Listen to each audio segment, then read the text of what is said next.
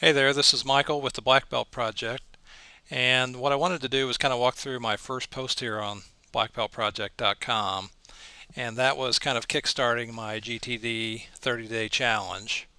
Um, I'm assuming that you've been working with GTD for a while. If you haven't, then you need to get David Allen's book, Getting Things Done. I found it's been one of the best books on how to set up your organizational system than any other book that I have read. I kind of wanted to walk you through today's post to kind of let you know why I chose to start here.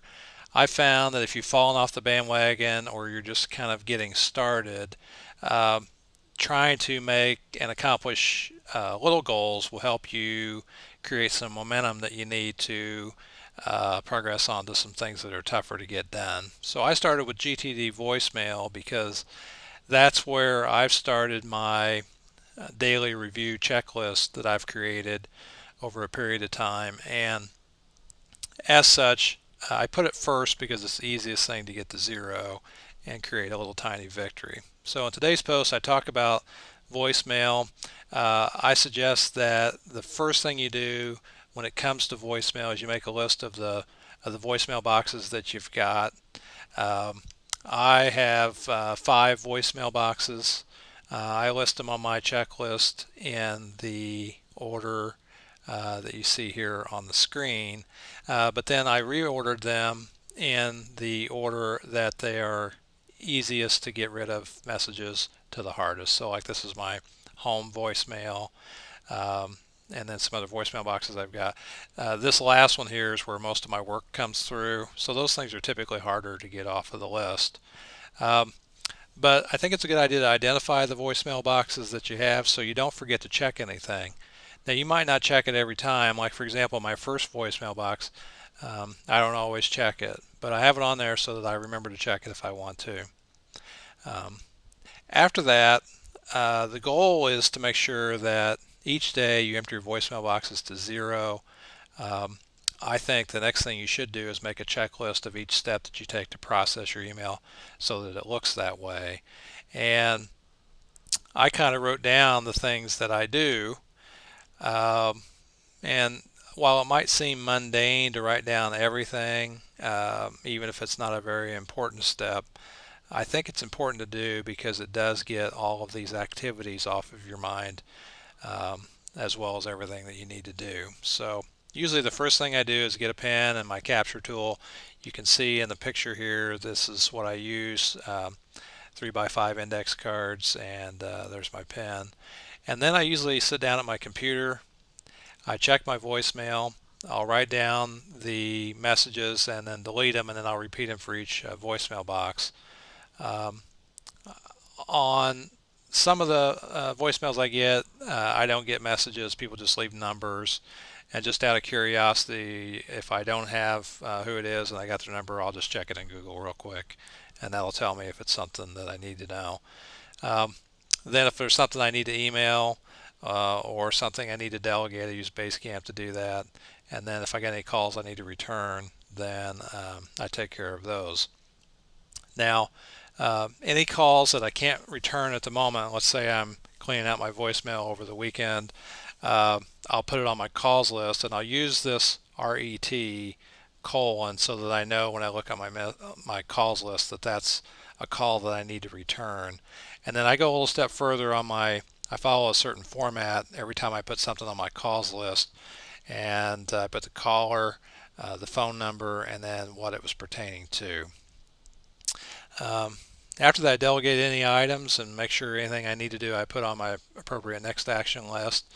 After I get done, I take all the index cards, I tear them out of there, and I shred them. But if you wanted to, what you could do is, keep a record of the calls. And if you had to look back at it, you'd at least have some documentation.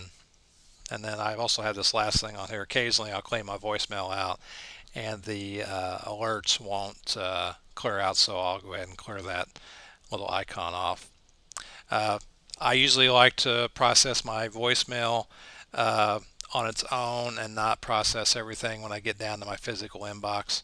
The reason I do it that way is because you don't always get to your paper inbox, and most of the time calls when people call you, they want an answer back a little quicker than maybe you can get to your inbox. But if you are getting your inbox cleared out every day, feel free to throw the messages in your inbox and then take care of them.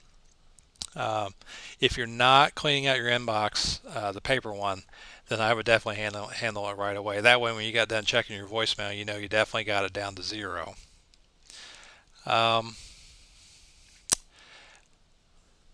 I think that what you want to do, like today, I checked my messages. I had about 20. I let them back up over a period of several days. I had several blank messages, a few sales calls, a couple wrong numbers. A couple items were just informational, confirming appointments. There were a few things that I needed to just delegate to my assistant.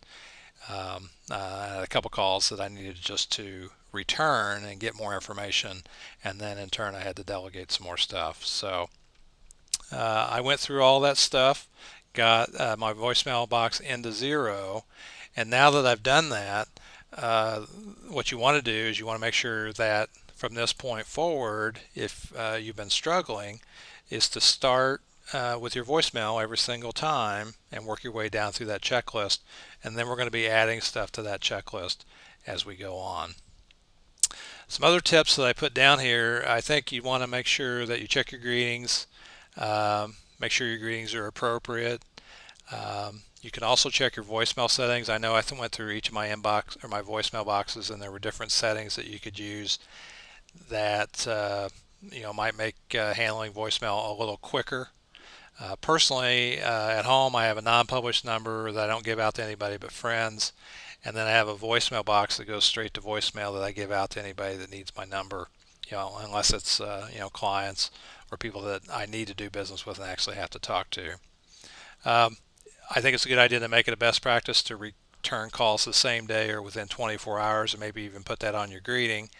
And if for some reason you can't return the call, with the information they need, and you know there's going to be a delay, maybe even call that person back and let them know that you're working on it. A lot of people have been trying to offer services where they convert your voicemail into email. There's basically 2 ways to go about doing that. One is that you'd actually get the voicemail message in your email, and 2, they just convert it to text. Now, with my experience of converting things to text, I don't think that I would like that, but I wouldn't mind having my voicemail just having an audio file that I could listen to, because then I'd also have a record of it in my email that I could always look back for later. But I don't personally use either of those systems. But the final thing I think you should do is make sure that you do review all of your voicemail box and phones and reduce it to the minimum amount that you need for your setup. And if you can consolidate any of your voicemail boxes so that you're only checking 1 or 2, that would be super. So anyway, the goal of today was to try and get, in the first day of the GTD challenge, was to just get the process rolling. I find it's easier to start with something simple. And so I hope that this post has helped you out, and then we'll be moving on to the next day of the challenge. Anyway, have a great day.